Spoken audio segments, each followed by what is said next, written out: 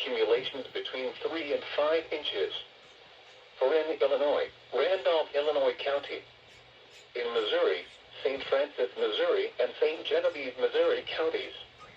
From 6 p.m. this evening to 6 p.m. Friday.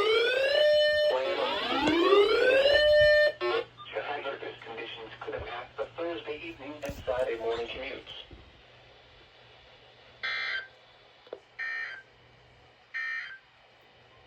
This is a special weather statement. Took them. What time is it?